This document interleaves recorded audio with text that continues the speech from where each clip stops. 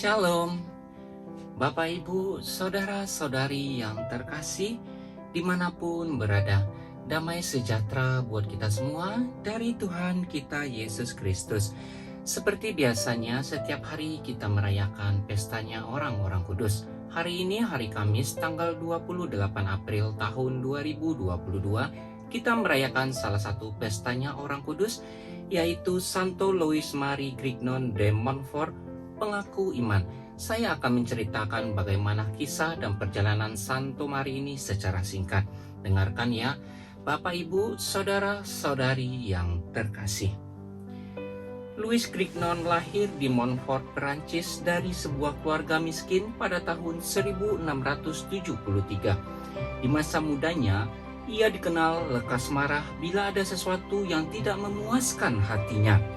Namun ketika ia meningkat dewasa, ia mampu mengendalikan sifatnya itu dan berubah menjadi seorang yang penuh pengertian dan rendah hati. Perubahan ini menjadi suatu persiapan yang baik baginya untuk memasuki perjalanan hidup yang panjang sebagai seorang imam. Pendidikannya yang berlangsung di Paris dirintangi oleh banyak kesulitan, terutama karena kekurangan uang baik untuk biaya pendidikan maupun untuk kebutuhan hidupnya sehari-hari. Hidupnya sungguh memprihatinkan. Biliknya sangat sempit, tanpa pemanas ruangan di musim dingin. Untuk memperoleh sedikit uang, ia berusaha bekerja malam di sebuah rumah sakit sebagai penjaga jenazah-jenazah. Namun semua penderitaan yang menimpa dihadapinya dengan penuh ketabahan demi mencapai cita-citanya yang luhur. Setelah beberapa tahun berkarya sebagai imam misionaris di dalam negeri dan menjadi pembimbing rohani di sebuah rumah sakit, ia berziarah ke Roma untuk bertemu dengan Sri Paus Clemens yang ke-11. Di Roma, ia diterima oleh Sri Paus. Melihat karya dan kepribadiannya, Sri Paus memberi gelar misionaris apostolik kepadanya. Oleh Sri Paus, ia ditugaskan untuk mentobatkan para penganut Jansenisme yang sudah merambat di seluruh Perancis. Tugas suci itu diterimanya dengan senang hati dan dilaksanakannya dengan sangat berhasil. Di Poitiers ia meletakkan dasar bagi kongregasi suster-suster Putri Sapientia. Sedangkan di Paris ia menyiapkan anggaran dasar bagi tarekat imam-imamnya. Ia menghayati kaul kemiskinan dengan sungguh-sungguh, dengan menggantungkan seluruh hidupnya dan kemurahan hati umatnya. 2 kali ia lepas dari usaha pembunuhan oleh para penganut Jansenisme. Di Indonesia, ia dikenal sebagai salah satu pelindung Legio Maria. Ia mendirikan tarekat Montfortan yang anggota-anggotanya berkarya juga di Kalimantan Barat. Bertahun-tahun terakhir hidupnya dihabiskan dengan berdiam di sebuah gua yang sunyi untuk berdoa dan berpuasa hingga menembuskan nafasnya pada tahun 1716 dalam usia 43 tahun. Bapak, Ibu, Saudara-saudari yang terkasih, begitulah cerita singkat tentang Santo Louis Marie yang kita rayakan pestanya pada hari ini. Semoga kita yang selalu merindukan kisah dan perjalanan orang-orang kudus, kita semakin diberkati, iman kita semakin dipertebal, dan kita bisa meniru apa yang telah dilakukan orang-orang kudus sebelumnya yang telah memuliakan nama Tuhan kita Yesus Kristus. Selalulah berbuat baik, selalulah rendah hati, selalulah berbelas kasih kepada seluruh umat ciptaan Allah. Selanjutnya kita akan melanjutkan bacaan liturgi dan mendengarkan renungan harian Katolik. Sebelum kita berpisah, marilah kita meluangkan hati kita untuk memohon berkat dari Tuhan kita Yesus Kristus. Tuhan Yesus memberkati. Amin. Hari ini hari Kamis, tanggal 28 April tahun 2022. Bacaan pertama diambil dari Kisah Para Rasul 5 ayat 27 sampai ayat 33.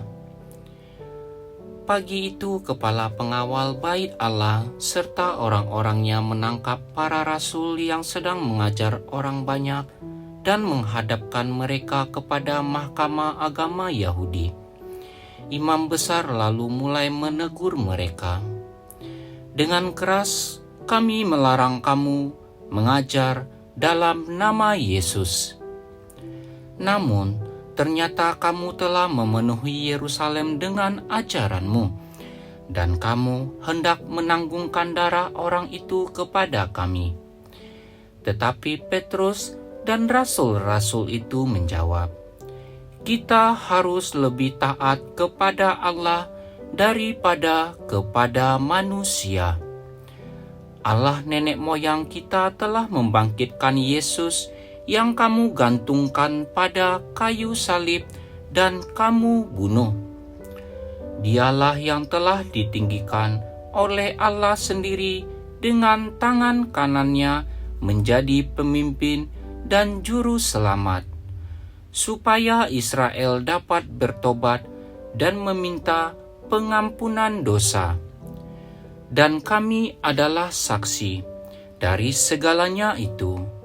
Kami dan Roh Kudus yang dikaruniakan Allah kepada semua orang yang menaati Dia. Mendengar perkataan itu, sangatlah tertusuk hati mereka, dan mereka berusaha membunuh rasul-rasul itu. Demikianlah sabda Tuhan. Syukur kepada Allah. Inilah Injil Tuhan kita Yesus Kristus menurut Yohanes. Dimuliakanlah Tuhan.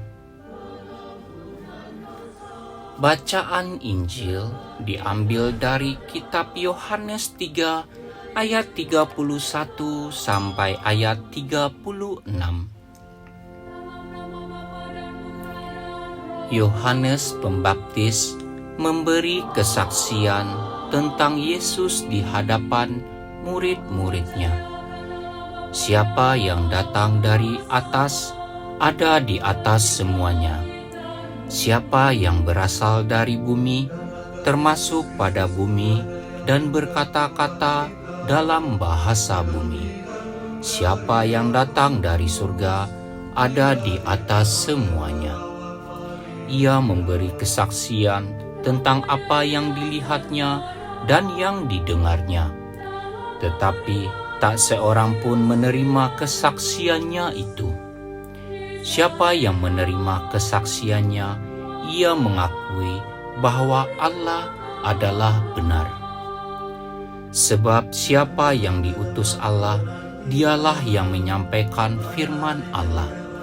Karena Allah mengaruniakan Roh-Nya dengan tidak terbatas. Bapa mengasihi Anak dan telah menyerahkan segala sesuatu kepadanya. Barang siapa percaya kepada Anak, ia beroleh hidup yang kekal. Tetapi barang siapa tidak taat kepada Anak, ia tidak akan melihat hidup, melainkan murka Allah tetap ada di atasnya. Demikianlah sabda Tuhan. Terpujilah Kristus.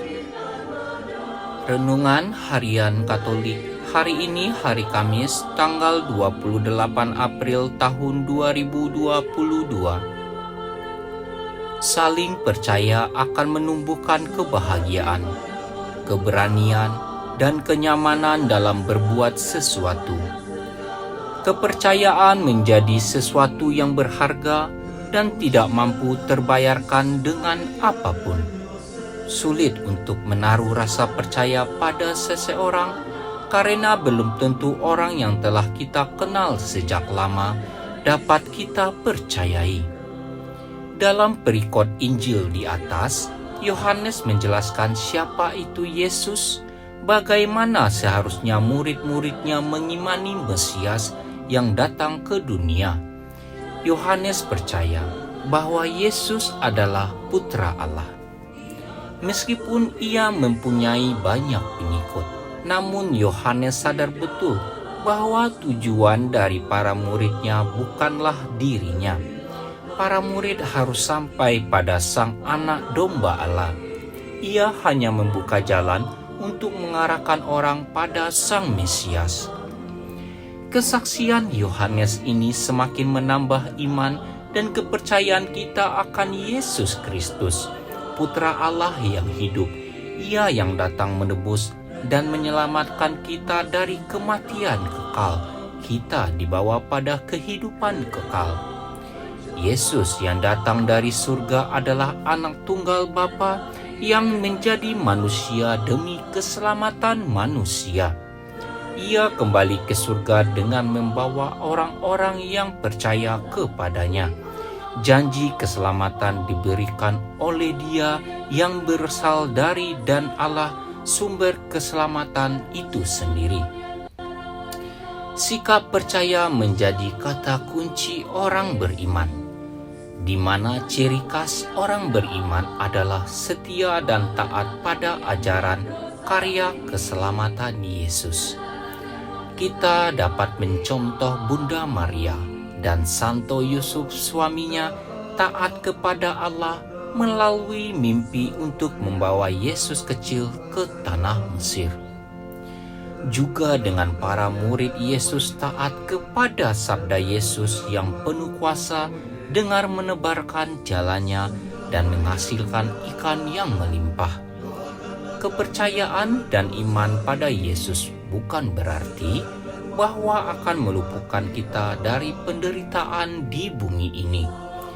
Tapi kita percaya bahwa berkat sabda dan hidupnya, kita akan mampu menerima penderitaan dengan tabah dan kuat. Kekuatan kita terhadap derita itu akan menyatukan derita kita dengan derita Yesus. Semoga demikian. Amin.